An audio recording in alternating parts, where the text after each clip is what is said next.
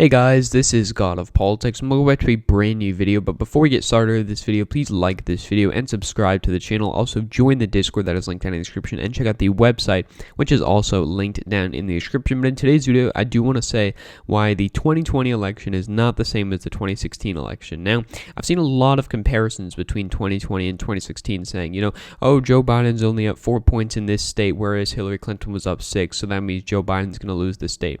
It's not that easy of a comparison, and I'm going to highlight a number of reasons why. First is the favorability rating. Hillary Clinton's favorability rating was not even above 42%. In 2016. It went to a low of, all the way down at 36%. It recovered and went to around 42% by election day, but we compare it to the favorability ratings of Joe Biden. Joe Biden's favorability rating is at 50.2%, so he's literally cracking over half the country that has a favorable opinion of Joe Biden. And then you compare that to Donald Trump, who only has a 42.7% favorability. And sure, that is higher than what it was in 2016, but he ended up getting 90% of the Republican voters anyway, because there's a lot of Republicans who had an unfavorable view of him who ended up voting for him anyway. So we'll see similar numbers of Republicans voting for him this time regardless. But the point is that Joe Biden is much more of a popular figure than Hillary Clinton was. He was a more popular figure as VP, and he is a more popular figure as a presidential candidate. And this is actually important because if you look at the campaign strategy of Trump in 2016, what was it? It was the, I'm the political outsider, Hillary Clinton's on the inside, she's part of the establishment, that kind of view. It was thrown at Hillary Clinton during the primaries with Bernie Sanders, and it was part of Trump's core message during the general election, which is, part of the reason that Hillary Clinton was so unpopular, but also the fact that she was unpopular before that also helped Donald Trump's case. But that, kind of idea of, Joe Biden being this corrupt figure who's part of Washington isn't really working as well with undecided voters. Sure, it's working with his base. His base loves it. But the thing about that is it's not being, portrayed too well to most of the country because he still has a 50% favorability rating. Even all this stuff that he said about Hunter Biden, all of that, it doesn't really make much of a difference, because if it had made much of a difference, Joe Biden would be more popular. And if you want to look at Joe Biden's favorability ratings over time, we can look at this graph that is back here. We can see Joe Biden, if anything, has become more popular. You look back in April, his favorability rating was around, -6, and it had stayed that way for a while. But since then, he has become continuously more popular. Donald Trump has become less popular. You look at the favorability ratings, the closest it was, Donald Trump was at -7.7, Joe Biden was at -4.3. That's a 3.4% difference. Now you see the difference is 17.7%. So Joe Biden's become more popular, and Donald Trump has become less popular. So, we compare that to 2016. Joe Biden has a lead in terms of, the 2020 versus 2016 favorability ratings, because, Donald Trump was less popular in 2016 and he's more popular now, but he's not more popular amongst the groups that he needs to win. So the other, comparison I see is from the polls. Well, Hillary Clinton was up 6.5 and Joe Biden's only up 6.2% in Wisconsin, therefore Wisconsin's going to go red. Well, that comparison doesn't really work. This is the 2020 map, this is the 2016 map. According to RCP, Clinton was at 203 to 164, and Biden is now at 232 to 125. We look at a state like Michigan, for example. A state like Michigan where Joe Biden's up by 7.8 percentage points right now. Hillary Clinton on election day was up by 3.4 percentage points. But even if you want to look at a time, close to the election where Clinton was up 10 percentage points here, she was only getting 44% of the vote, 44.3 to 34.3, and that was up 10%. You see now Joe Biden is up 7.8%, but he's cracking 50.4% of the vote, so he's up by over 2% less than what Hillary Clinton was up by, but he has 6% of the more of the vote than what Hillary Clinton did. So you see how it tightened so much. Hillary Clinton's vote share pretty much stayed the same from when she was up 10 to when she was up 3. She stayed at around 43, 44, 45. It's just that Donald Trump went from 33% of the polls to 42% of the polls, and then that last movement that you had with those undecided voters ended up giving the state to Trump. Well, there's not as much room for that to happen this time, because you look at the polling averages, Joe Biden and Donald Trump, 50.4 to 42.6. That adds up to 93% of the vote. You give about 3% to third party. Then you get 96% of the vote is either going to Trump, Biden, or third party. That means you only have 4% undecided in many cases. And so you look at this and you say, well, how much room is there really for Trump to gain? If Trump were to gain all of the undecideds, he'd be still down 3.8 percentage points. If he were to gain undecideds at the same level that he won them in Wisconsin, which was the most undecideds he won of any state, if he were to win them at that level in Michigan, he would still lose by almost 5 percentage points. So where is Donald Trump going to get this support from? Well, the tightest it's ever been was 2.6 percentage points back at the beginning of September. But, once we have a more robust polling average, Joe Biden's lead has expanded, and we're only 11 days from the election now. How much can Donald Trump really tighten the race?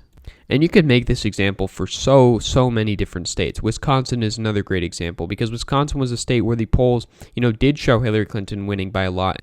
And then, as you can see, she ended up losing the state. This was the state where the polls were the most off. People can say it's the hidden Trump vote or this or that, but really it's just that, you had so many undecided voters, and you had the fact that these polls weren't weighting properly. They were polling too many college-educated voters, and they weren't weighting based on education. They are now doing that. So I expect the polls to be better. I still expect the polls to underestimate Trump, but I do expect the polls to be better. The polls currently have Biden up 4.6%, but another thing you have to note, Biden's up, he's got 49.3% of the vote, and even though the polls were 6.5, or the polls were actually 7.2% off in 2016, Hillary Clinton's margin only decreased by 0.3%. So, Joe Biden is pretty much guaranteed 49.3% of the vote, and in most scenarios that would give you a victory. So it's going to be really difficult for Trump to be able to pull off a victory. And you look at a state like Pennsylvania too. Pennsylvania is another great example. We look at the state of Pennsylvania, and we look at how the polls showed it in 2016. Well, the polls in Pennsylvania were actually showing a quite a close race. You look at the 2016 polls, which had Clinton winning by 1.9%. Trump ended up winning by 0.7%. That is within the margin of error, 2.6 percentage points. Sure, it's not spot on, but it's within the margin of error. The polls now show that Biden's winning by 5.1 percentage points, and look how many polls we have in the average here. And Biden's also polling at 49.6 percentage points. Hillary Clinton was only polling at 46.2. Hillary Clinton, even though she was up by 1.9 percentage points, actually improved on her margin by 1.3 percentage points, even though the polls were off in Trump's direction. Joe Biden's at 49.6% of the vote, which in and of itself is probably enough to win the state. But he could be easily cracking 51% in the state of Pennsylvania. And so that's going to be very difficult for Trump to overcome.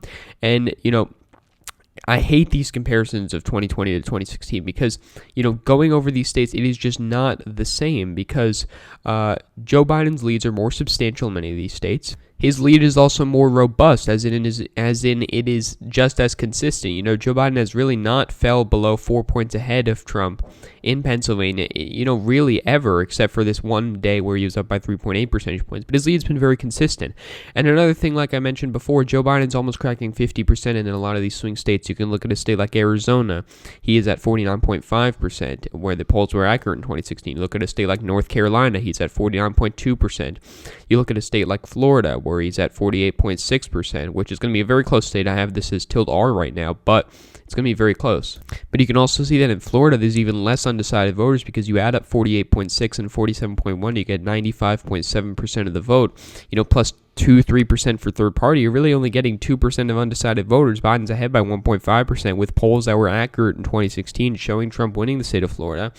And you get painted a message that's going to show a very tough path to victory for Donald Trump. So we look at this on the electoral map, and I've looked at this electoral map before, the states that aren't safe or likely. Now, of the states that aren't safe or likely, you could easily make an argument.